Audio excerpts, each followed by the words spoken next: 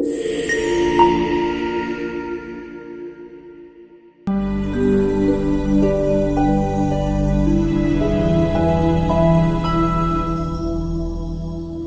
a committee, and so we have some very wonderful volunteers. Started a committee. Descendants of black people that traded slaves. See if I can find some protesting, and he put renovations in, and then the chiefs voted them out or something. Yeah, West Africa. I'm from Nigeria. A colleague, physician from Ghana, and Dr. Joe Rivers. Coming out here on well, not super cold February night, and my name is John Lucas. I'm here from the World Affairs Council, and for those of you who don't know about the World Affairs Council, we're an organization that's devoted to raising awareness of international affairs, which is how we ended up bringing Melannie Denise Cunningham to speak with us tonight.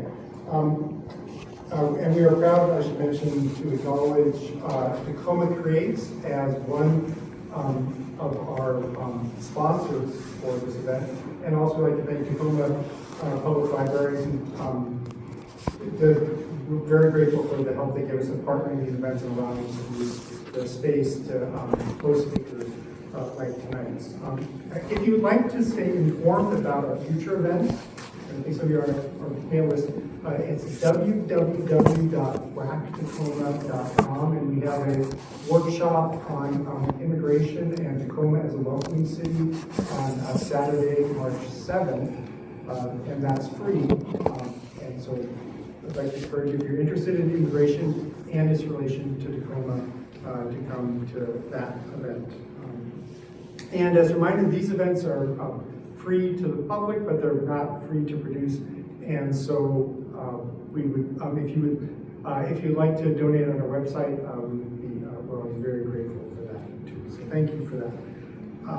But now it's my pleasure to introduce our speaker, Melannie Denise Cunningham. She has a very distinguished resume, and I'd just like to point out that, in fact, my ink was running out before I could get through printing up everything here. But as you probably are familiar with her as the recipient of the Tacoma Peace Prize in 2018, but she served as Director of Multicultural Outreach at PLU, and she's held positions with the Navy, the Department of Commerce, the City of Tacoma, and the Washington State Department of General Administration. She's got degrees from Washington State University, from Bates. She's got an MBA from PLU, and tomorrow she is submitting her dissertation for her PhD from Fielding University in organizational development and change. She has been working on several projects in Ghana and South Africa. I keep going through everything. I'm going to be cutting into her talk, but she'll be here to tell us about her work in Ghana and South Africa. And also, I think you are going to be leading a trip to Ghana in November, and so probably people who are interested might want to talk with you about that if possible. And that would be in the fall, right? Yes, okay, good. But anyway, so please let us give a warm welcome to Melannie.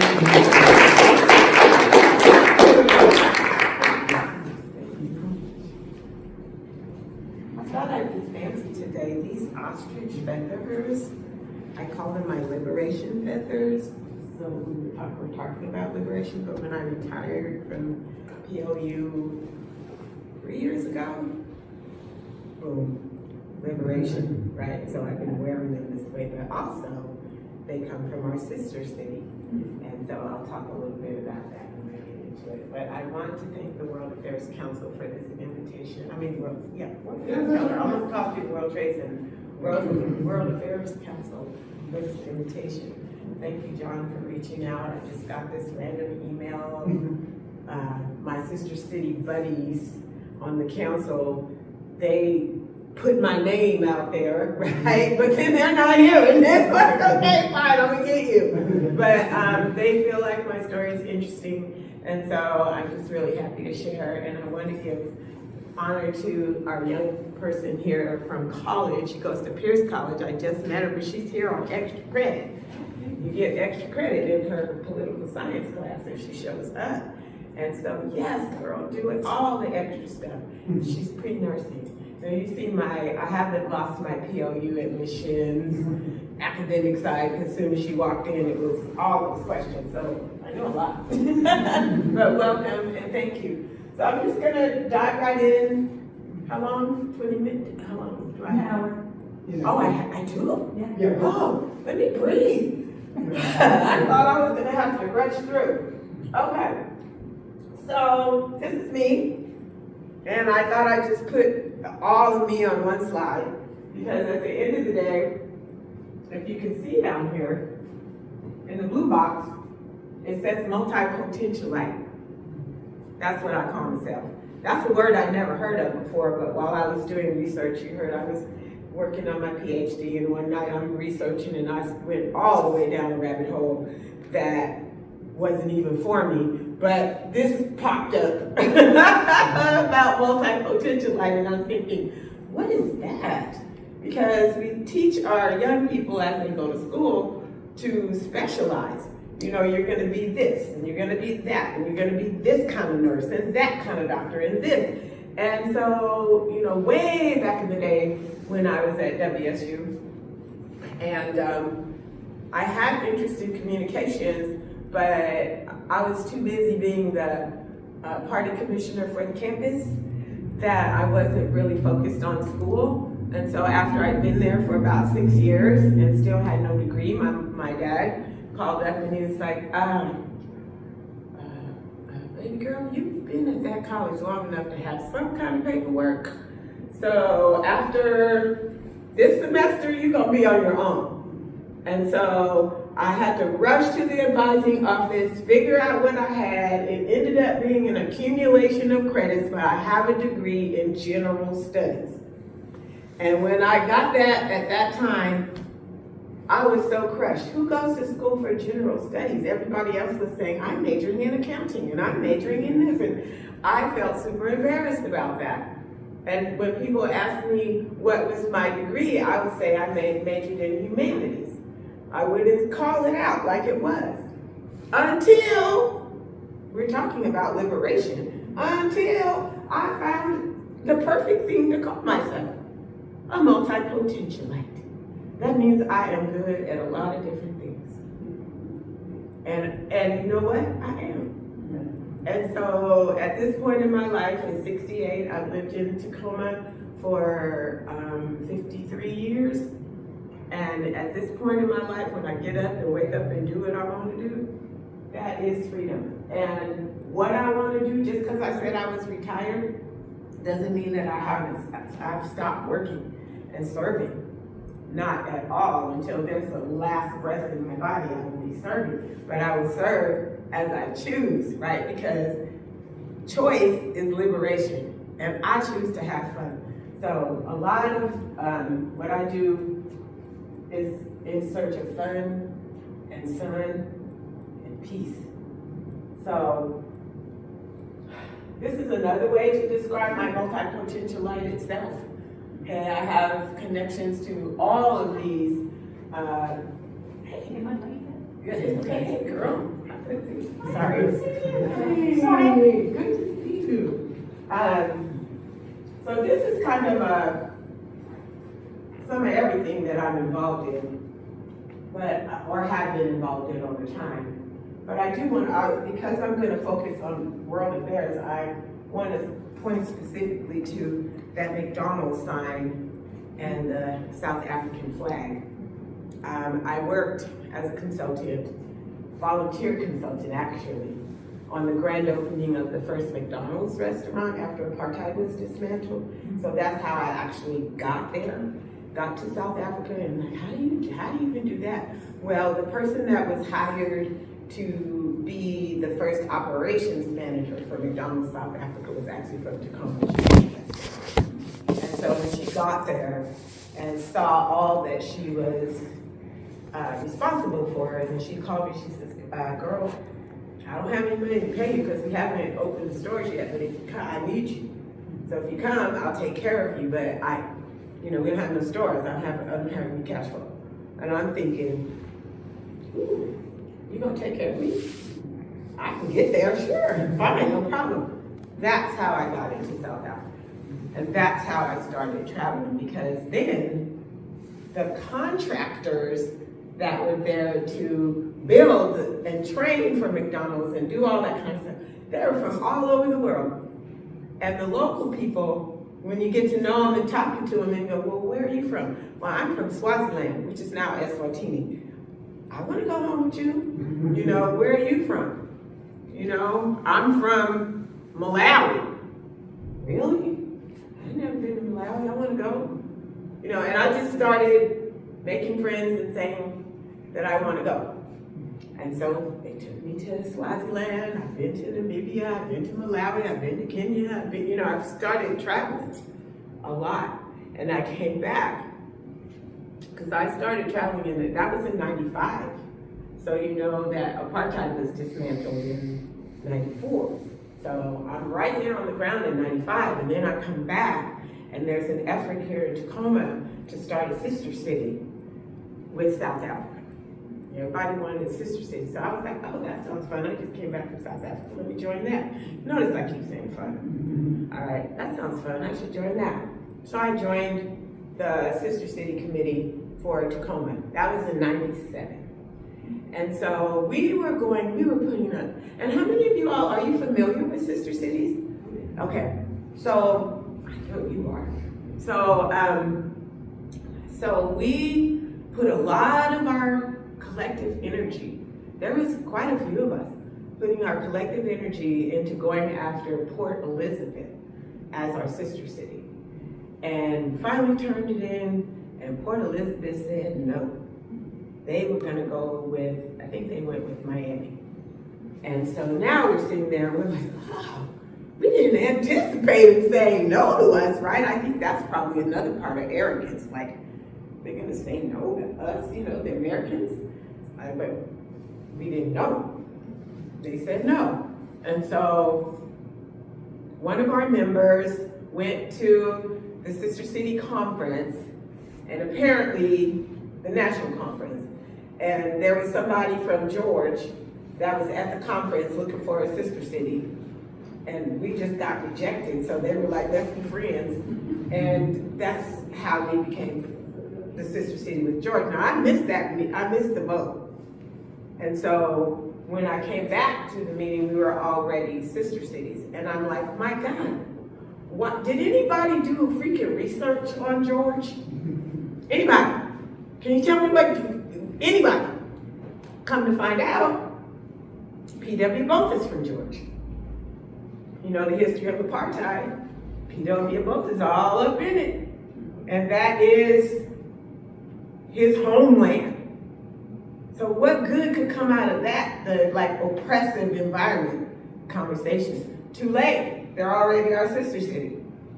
Nobody did the research, now we're all sitting there going, oh. And then I said, okay, let's just find some sugar for this. So we are the city of destiny. We are the city of destiny, let's make the best of it. And so we started to, they came here, we went there, we're sisters. And so I started traveling there in 97. And I don't want to get ahead of myself. I'm gonna stay on task. Yeah. So in 1997, that's how it all started.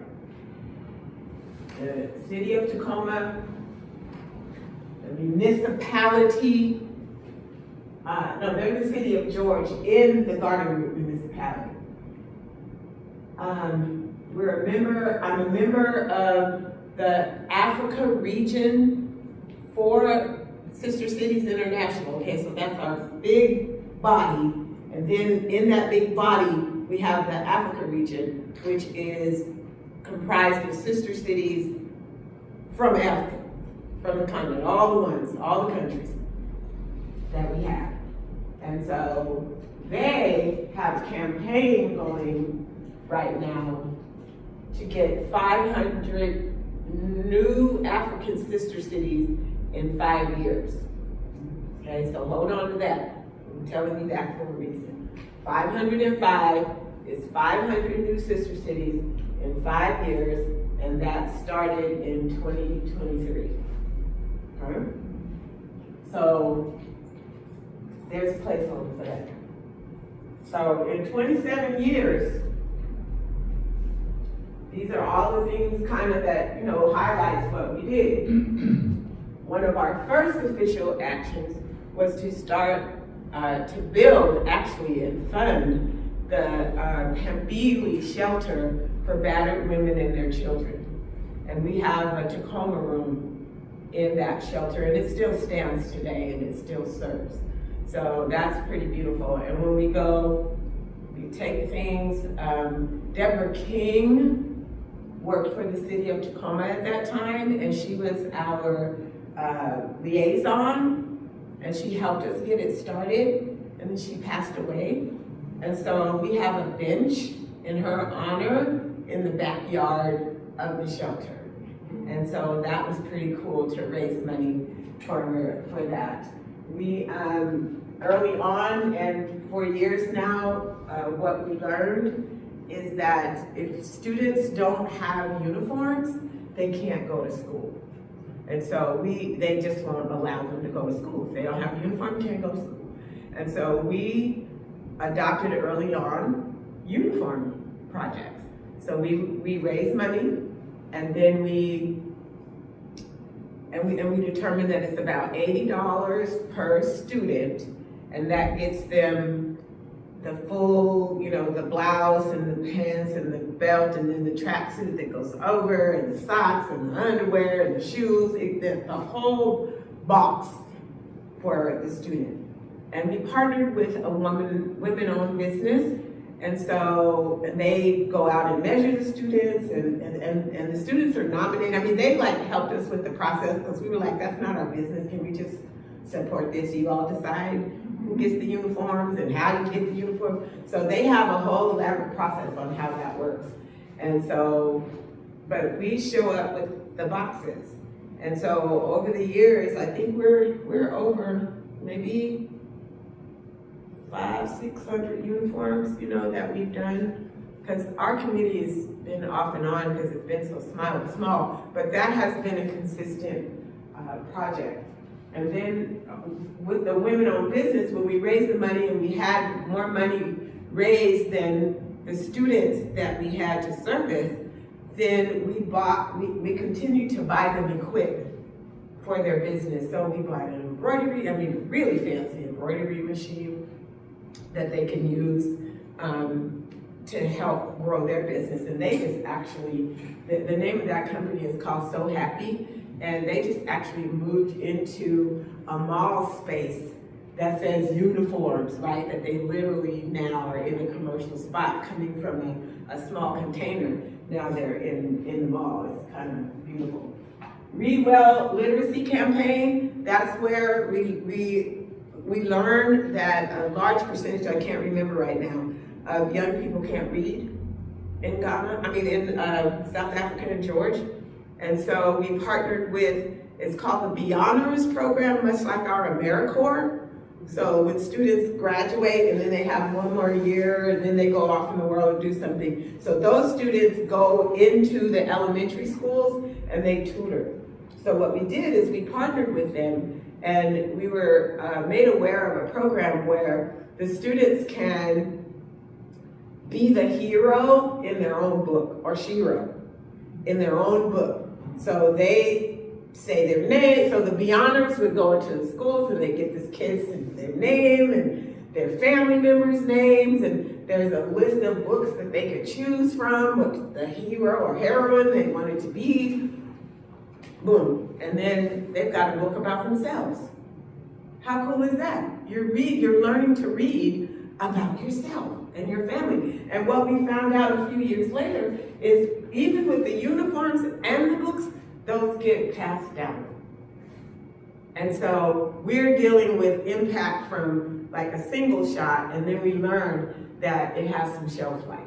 So again, it makes us feel like we have purpose. This is my favorite, the All City Women's Conference. We brought women together. Okay, remember now, the bastion of apartheid, right there where we are. Nobody talks to each other. But when we roll up as Americans, ooh, they're the celebrities. Everyone wants to see us and talk to us. So we're like, okay, if you think of us that way, then let's make it a purpose. Let's do a women's conference. And so what we did is we brought women. There was 17 women in our delegation that went to Georgia that year, and they were women of prestige. I mean, speakers. They got health officials. Shirley Aiken was there, nurses, and folks that could talk about the conference theme was mind, body, and spirit. So when we talked about body, and you talk about breast health, and we talked about all kind of things, and they also put their women on the conference. So it was agenda. So it was such an amazing exchange. But you know what? They told us right there, we don't come together like this. You are the unifier. There were women from, and I'm talking Black women and colored women. Yes, there is a category of colored women, and what do they call them? Different, Black, white, colored. Yeah, Black, white, colored. And then there's the tribal township communities. Because we invited everybody. The women from the shelter, we invited them too. I mean, like we sent the car to go pick them up. Because it was so empowering. We had over 300 women to show up for that. The place was packed. We were dancing and singing and just praying together, and to look out and see the women from all walks of life affirms purpose. It really did affirm purpose. So these are the kind of things over 27 years. And so then you say, well, how did it go?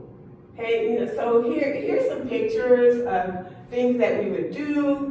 This is our meetings at Parliament.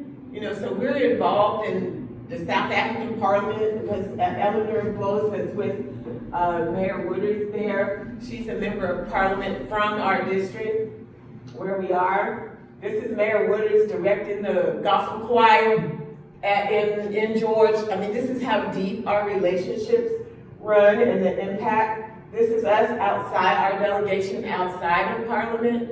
And so the Sister Cities has really taken us around. I mean, we've had some rich experiences. And then, it's been an issue. We've had problems. Why have we had problems? Well, when we became a sister city in 1997, we were founded under ANC rule, which was Mandela's party. And 2 years after the election, then it switched to DNC, Democratic Alliance. So for us, in the US, it very much would be like we were founded under Democratic rule, and then they switched to Republicans. And it would be like it is today, the polarizing pieces of today. So when the new government came in, it was just a decision that whatever the ANC had created, they weren't going to touch it. It didn't matter what work had been done, they just didn't want to be bothered with it. And goodness that because as sister cities in Tacoma, we are citizen-led. The citizens run the show in this environment. We have, and I wouldn't even say oversight, I would say collaboration with city government, but we run our programs. There, the government, the city, the mayor's office, and the pomp and circumstance. So you've got two cultures that clash. We got citizen rule, they got really authoritarian and dictative. So once they decided that what the ANC had created, they didn't want any part of it, they just basically kicked us to the curb. And there are so many stories, funny, ridiculous, they're saying that they're gonna meet us for a meeting and then call up at the last minute and say that the deputy mayor had to go to the hospital but then somebody seen him across town at the club, you know, like, that's, it's that stupid. It's like, you don't have to, we don't want to be friends with anybody that doesn't want to be friends with us. But the beauty, why we have lasted so long, is that we rooted our entire relationship in the community. We had, even though the government ran things, our work, you heard us say, our very first thing that we did was the shelter for the battered women and children. That wasn't government at all, that was us. And the uniforms and everything was grassroots. And so with them acting the way that they acting, it didn't bother us or stop us. And you see the R word down there, racism.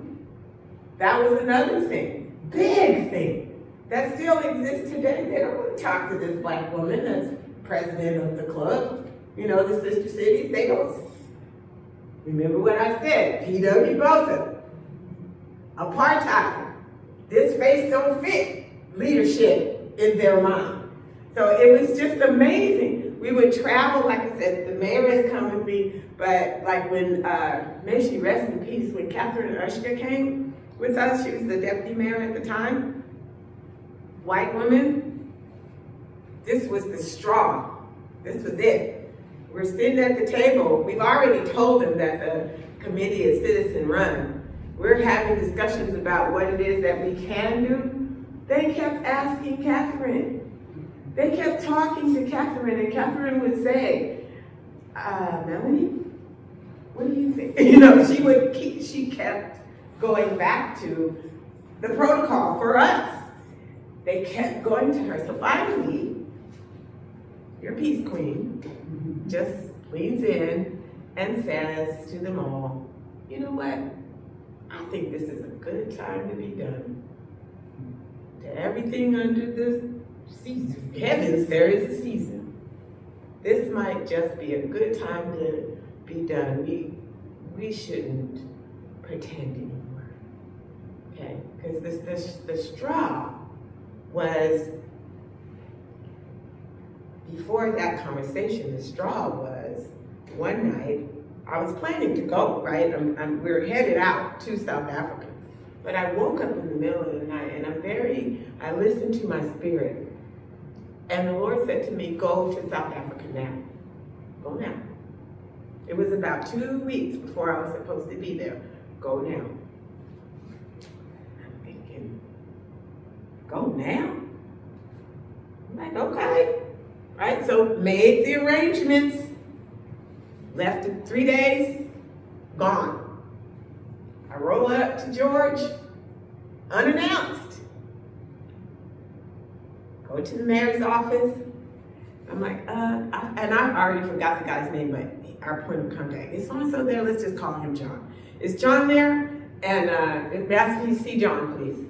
And they were calling back and forth. I don't have an appointment. My name is Melannie Cunningham. I'm from the Tacoma Sister Cities. Oh. So I get to see John. Come to find out, now this is our 25th anniversary.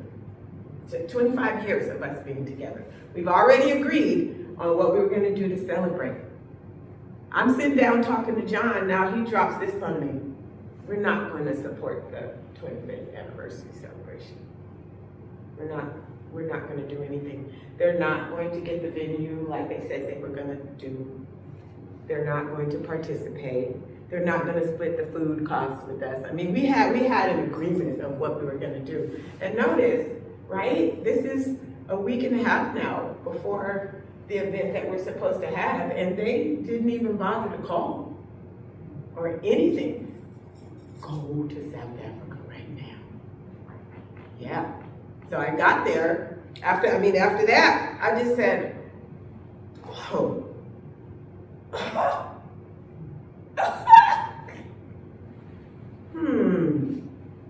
So what did I say from before? We have always been on the ground, grassroots. Before the sun went down that day, you all, we had a venue, our catering was paid for, our invitation was out. And since the mayor's office wanted to say, you are invited.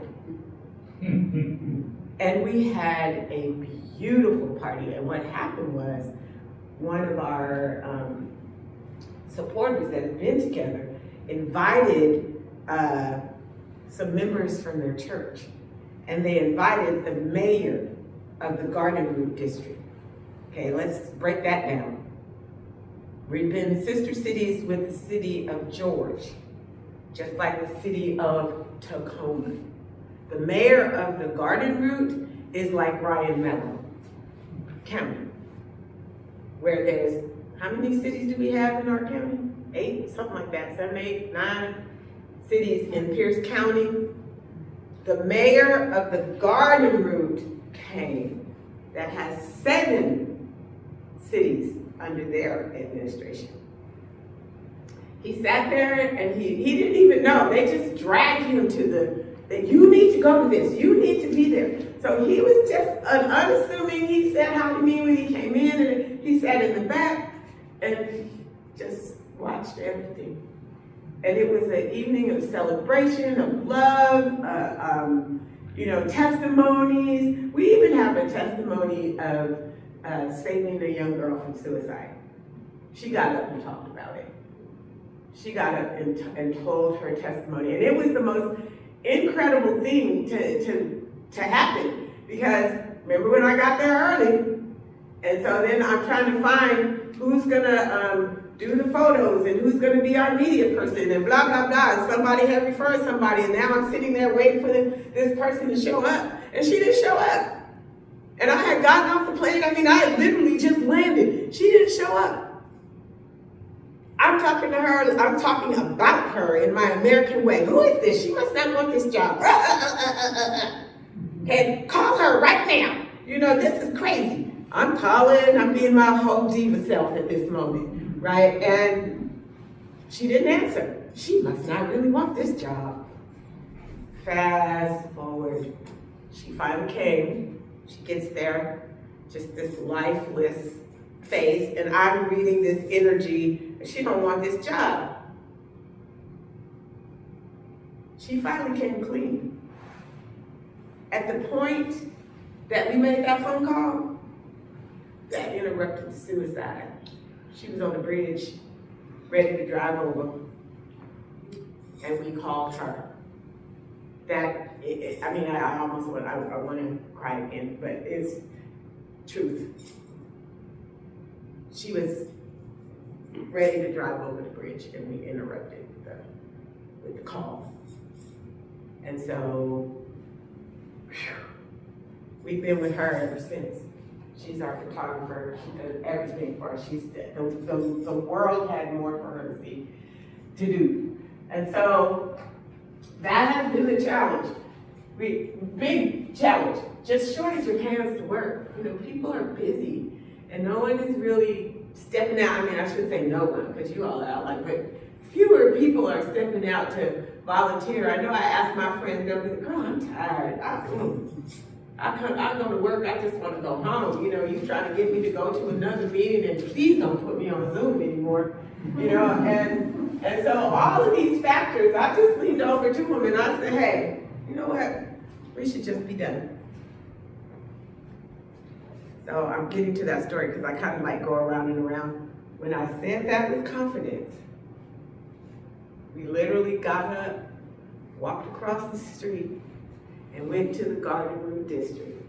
Because the mayor that night, after he listened to all those stories, and we talked about them, and they sent one representative, he listened to all those stories and he said, we'll be sister cities with you.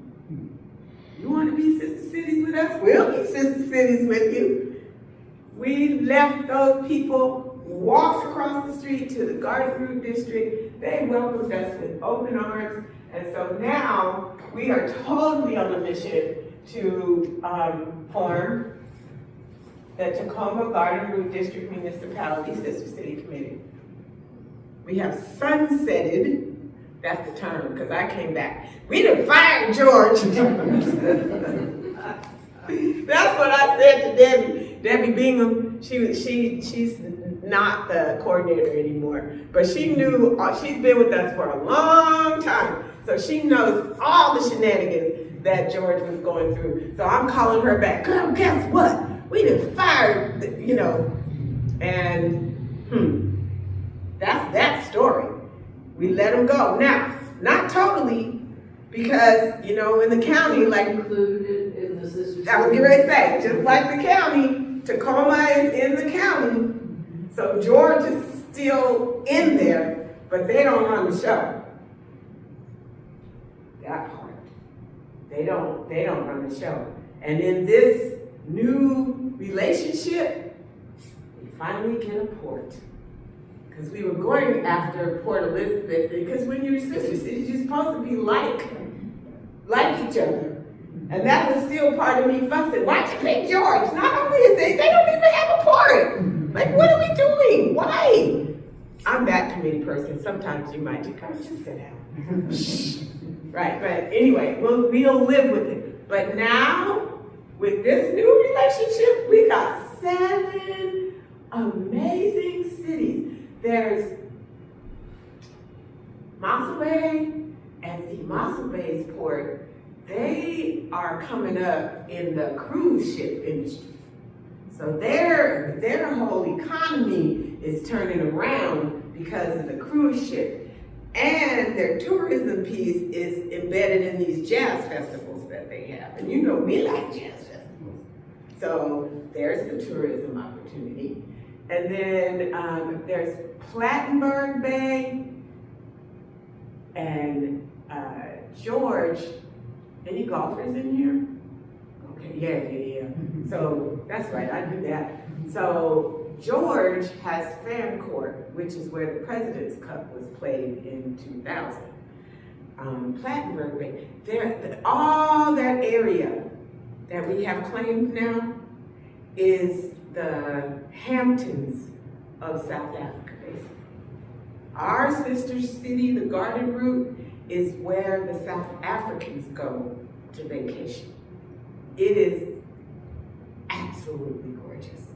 The beaches, just the little bays and coves, the people. But we have Batu, Hessequa, George, Mossel Bay, Oatswan. Oatswan is the ostrich capital of the world. Do you hear me? These high-end bags these designers make that's made out of ostrich, they get the ostrich from Oatswan. I started to wear my ostrich shoes tonight, but they don't match. So I didn't put the red bottoms on. But yes, ostrich feathers, ostrich meat, ostrich leather, ostrich eggs, ostrich bags, ostrich. We could do some trade. You know, and I mean, for real. We need to put our heads and minds together for that. Because I was thinking maybe we would get into the BOA business, because all kind of organizations, you know, women's groups and things like that do. I know. Does anybody want one when I'm wearing it? But while we were there, just in 2024, the story I was telling you, they outwardly expressed their interest for us. So this is a picture of our delegation and the Garden Route District's folks, and I brought it back in April, and the Tacoma Sister Cities Association voted to accept us. The mayor sent a letter of intent. They had a little politics going on, so we decided that we would just leave it alone for a minute and let them get a new mayor. And then in the interim, we got a new mayor. So now we have 2 new mayors. And the letter of intent from the Garden Route District came in last week that says, yes, we are all in. You know, and Mayor Isbin has reaffirmed that he's going to sponsor this new sister city. So friends, just in the next few weeks, next couple of weeks, I think the second council meeting in March, we'll be forming our new sister city.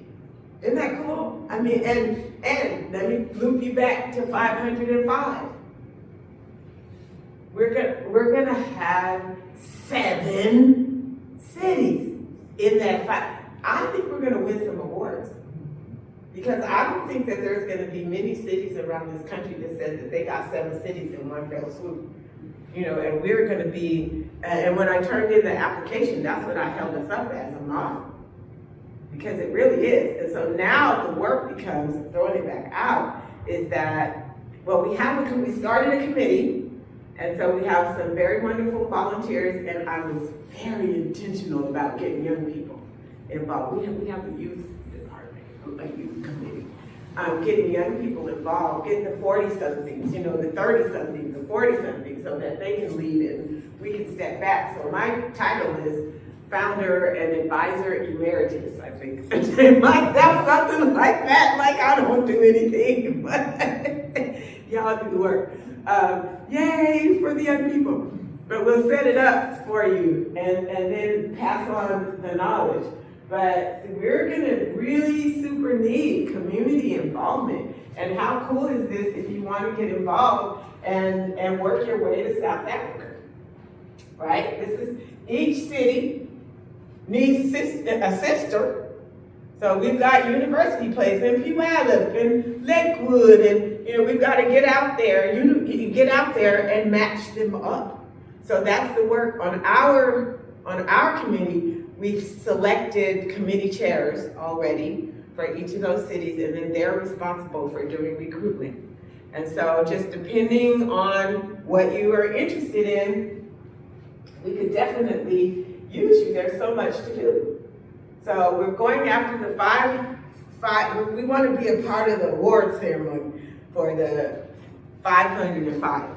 So, and we want to be that model that's functioning, that we can show Sister Cities International how to do it. Because already in the Africa region, we're the talk. You did what? Yes, we did that. So that's exciting. Now over here, I put this little piece over here because this is in motion. Can we switch countries? If you let me switch countries, what's in motion? Under the umbrella of my charity, Peace Works United, when I won the Greater Tacoma Peace Prize in 2018, and then I went to Norway, and I went to the Nobel Peace Prize ceremony, and then I came back, and I said, oh, okay, we should organize a platform or something to continue this peace work.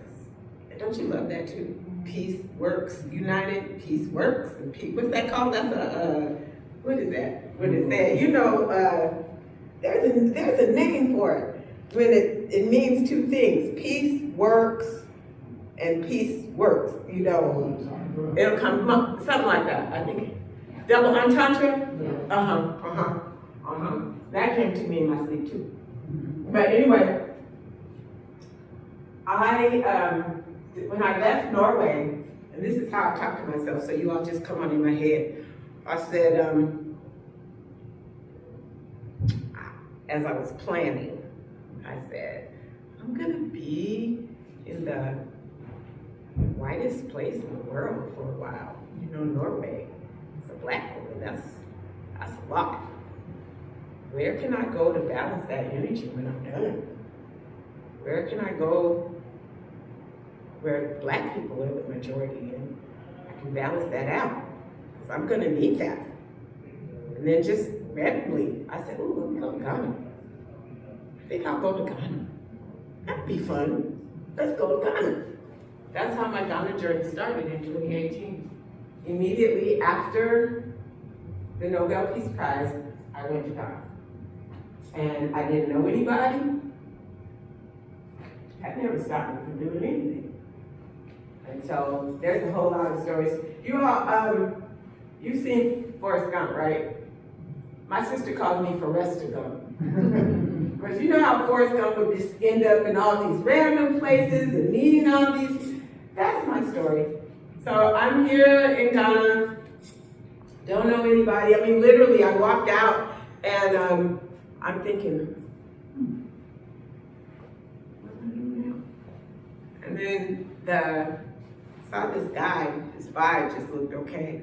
And I walked up to him and I said to him, okay, this is gonna just work with me, okay?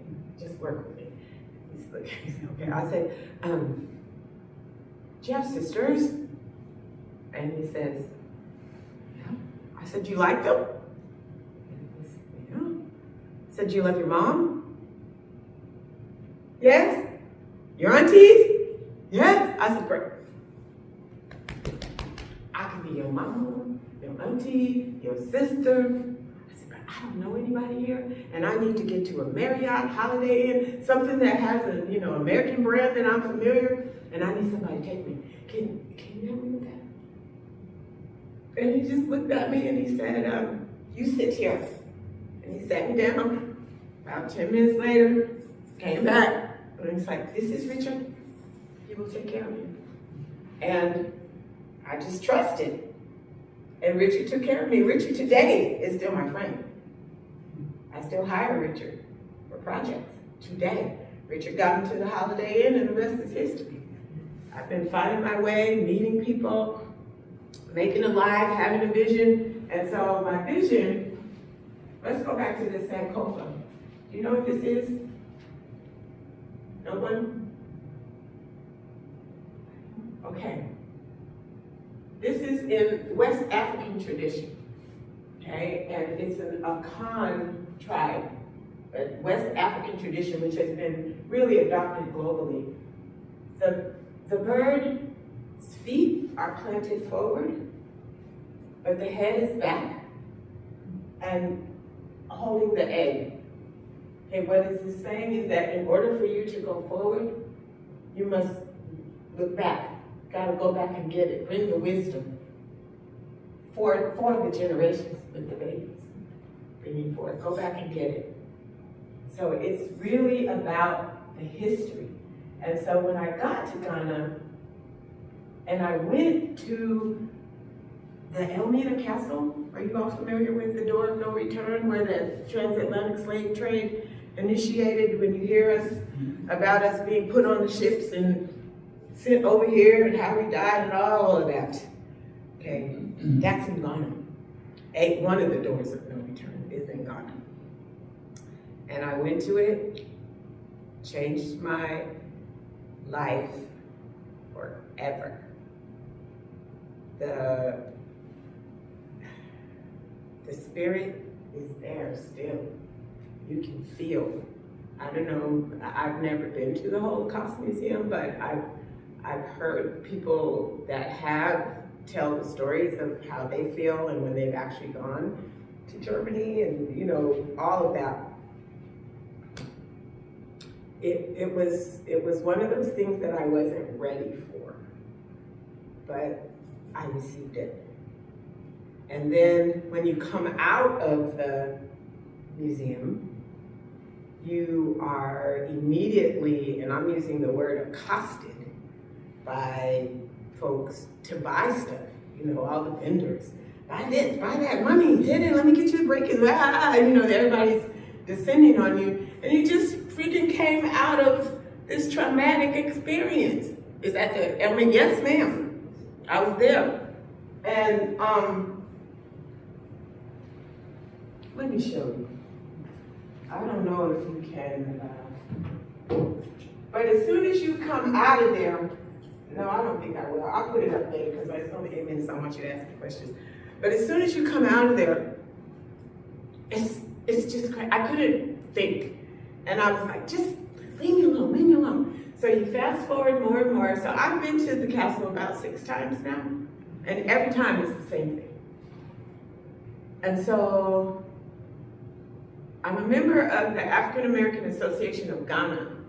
And across my feed, one day came this thing about we need to boycott Linden Beach because they're trying to build a club and a restaurant in the castle, and how is that so disrespectful to our ancestors? And I mean, it was such a big deal. So I'm saying in my mind, okay, I'm boycotting and I won't be going over there. But at this time I was leading a trip to Ghana and looking for the hotels that I needed to stay. Well, lo and behold, this one place that they told us not to stay was the only place that I could stay that had the level of accommodations that I wanted for my participants. So I'm staying there, I'm going fast, but I'm staying there, and the owner, the one that they were boycotting, comes to the table, and he's saying hi to everyone and shaking people's hands, and I'm looking at him. Now this is what I needed. Okay, now I didn't tell my people, they just shaking his hand and everything, and I'm sitting there, he comes to the table, and I go like this, you know, I'm just looking around, it's like, okay, I don't really want to be bothered with you right now.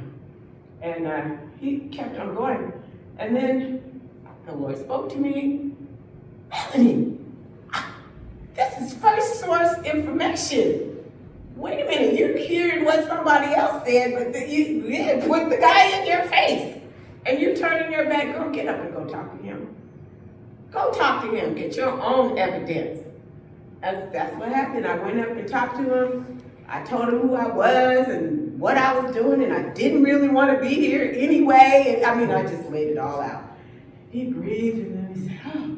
And then finally, then my business mind kicks in, and I'm like, what you gonna do with the building? You know, because they're protesting, and he put renovations in, and then the chiefs voted him out or something, and then he has to move out to the parking lot and all that stuff. What you gonna do with the building? And he says, I don't know. And I said, okay, well, I got some ideas. You wanna hear them? And she was like, yeah.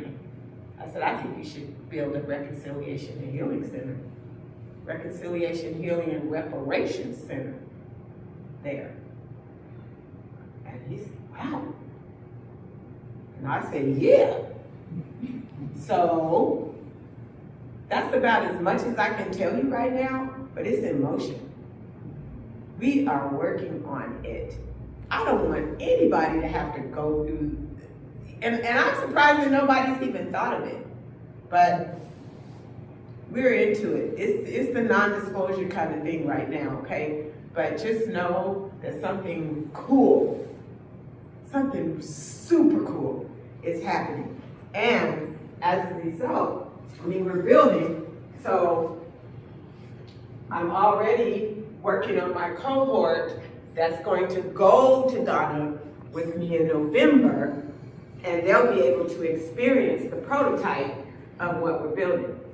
How cool is that?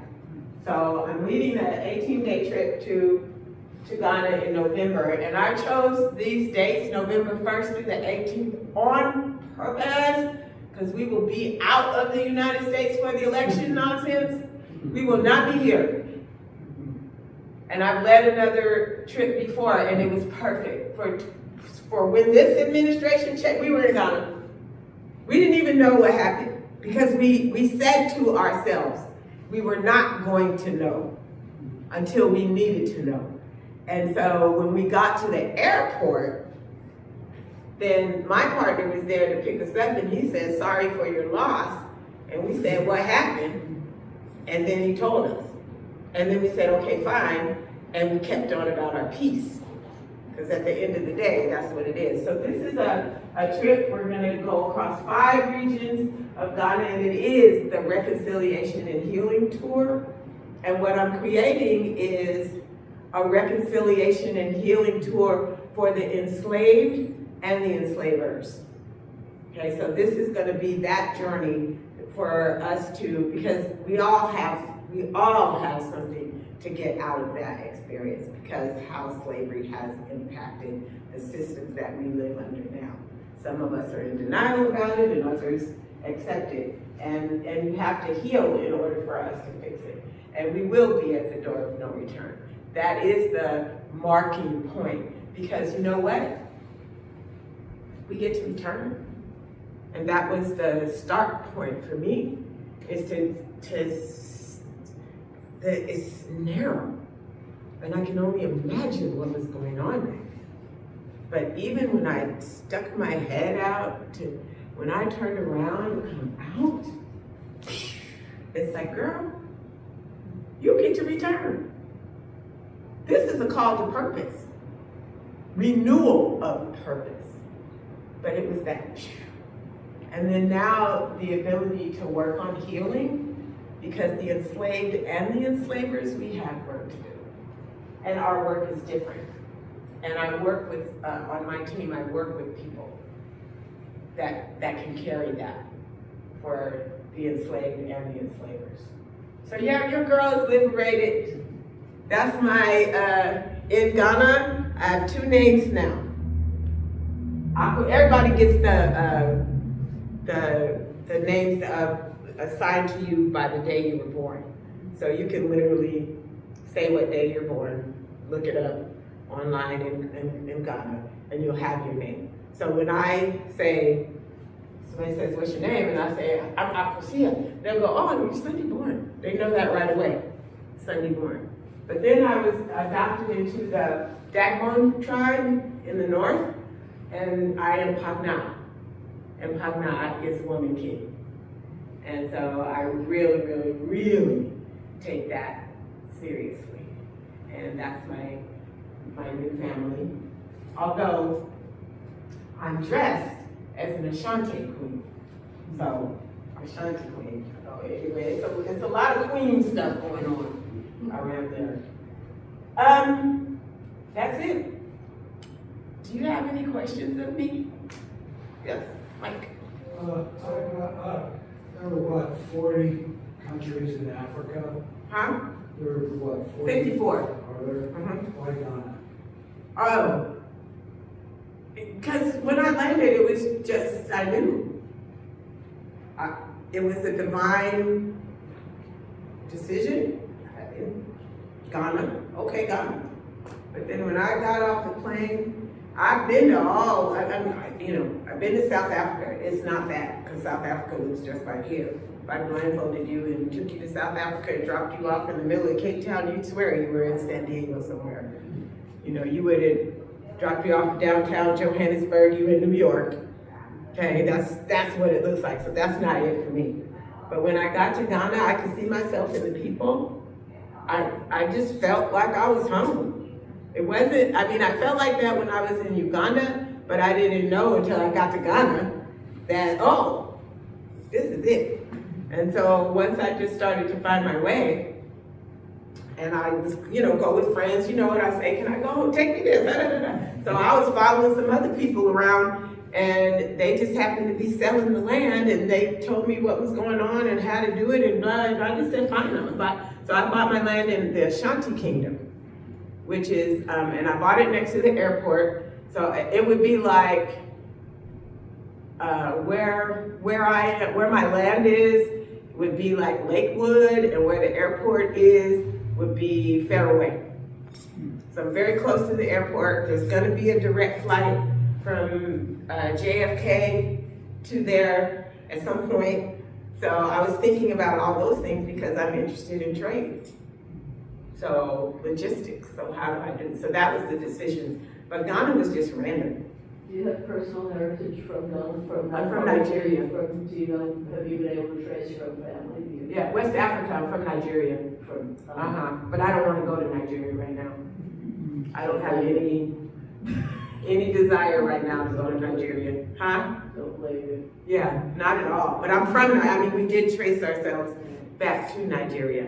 So we are West African. So it could have been maybe my parents, my family migrated down, but I was called to that area because I've been east, Kenya, Uganda, I've been that way. But it's a very different feeling.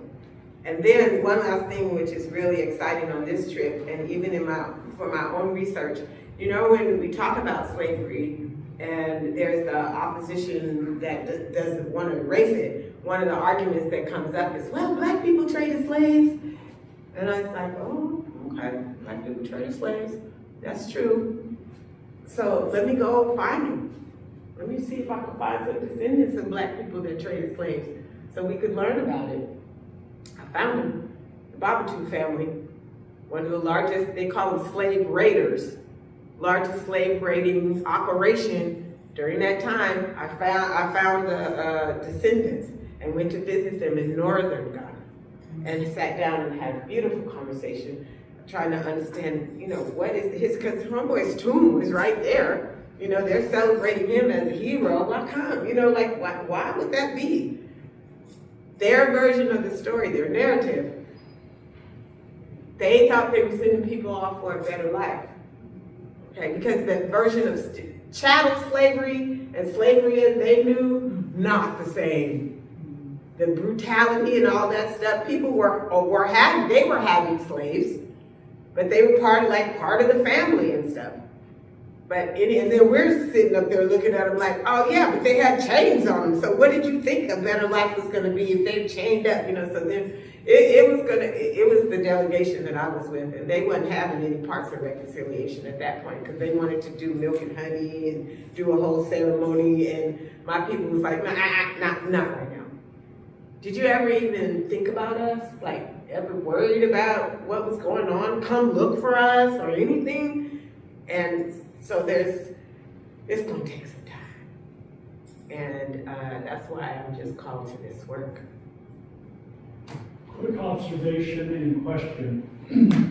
And I've been to Cape Coast, I've been to the Slave Castle, I've seen the Door of No Return. I was traveling with a colleague, a physician from Ghana, and Dr. Joe Riverson sobbed, and then I sobbed. So very, very impactful. Question I have for you. I worked for an NGO, and one of the 5 pillars that we did was micro development, micro lending. And it was newer, and we were only doing it in 54 countries. And we started off making these micro loans to women about half and half, and then women 60%, 70%, 80%. And that happened for a couple of reasons. The women were much more conscientious and did a much better job paying back the loans, and the profits that they made didn't wind up at the local drinking establishment on the corner. It went back to the family.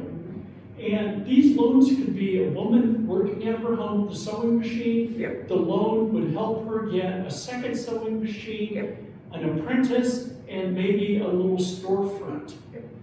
So a question I have for you, in empowering and lifting up women, are you involved at all with the micro-lending, microfinance arm, and do you partner with any NGOs? Not yet. My ministry is direct. So on my street, there is a young lady that has it's a container that she has refurbished into her beauty shop. I pour into her, so directly.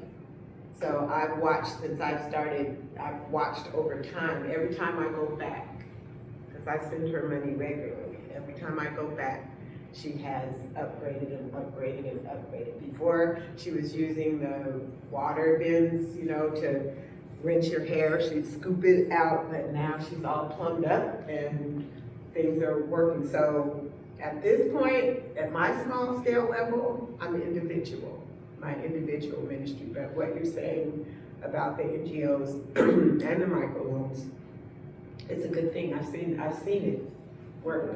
I know of it. It works in South Africa. It works, period. It does. And you're right about the women's discipline. Because the thing, I'll tell you this and then to be done, but so I have a bed and I entered into a joint venture partnership. So I have a partner in Ghana, and so in that partnership, I inherited a bed and breakfast and an island. Okay, so the island is full of trees. And I told my partner, I said, oh, these trees are amazing. We have to figure out when we're developing how to maintain this, landscape with these trees. About 4 months later when I came back, why was every tree gone? Every tree was gone. Why? Because they make palm wine out of the trees. And so we're not there, the land is there, the caretakers, and we just asked them to weed it up a little bit. They whacked that. I was berserk. And they burn trees. They burn stuff on trees. So their mindset for ecology is a little different. And so those are the kind of things as Americans, when you go there, that you have to mind yourself. Because our values and what we care about are a little bit different than what they care about. Like plastic is everywhere. And everywhere, everywhere. Black plastic bags, just everywhere. And, you know, we wouldn't dare throw anything on the ground anymore. I mean, like, you get so guilted and shamed into put your litter in the trash bin. Just everywhere. So you can see now the campaigns, like remember we had You Can Prevent Forest Fires and, you know, Smokey the Bear and put your seatbelt on and all those things that socialized us into our way of life. They haven't quite reached there yet. So trash on the ground, but not everywhere, but on the beach, ugh, for sure, because it washes up. Hey, so I have to Thank you. thank you so much. And actually, there's so many interesting things, and I thought, oh, she's talking about every interesting thing, and then right then all of a sudden you've inherited an island, and so it's just one, so many great stories and a lot of great insights. Thank you. Thank you very much. Thank you for sharing having me. your wisdom.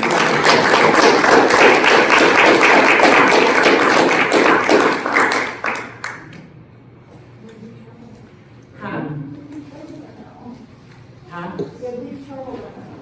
Oh, yeah, I'm trying to.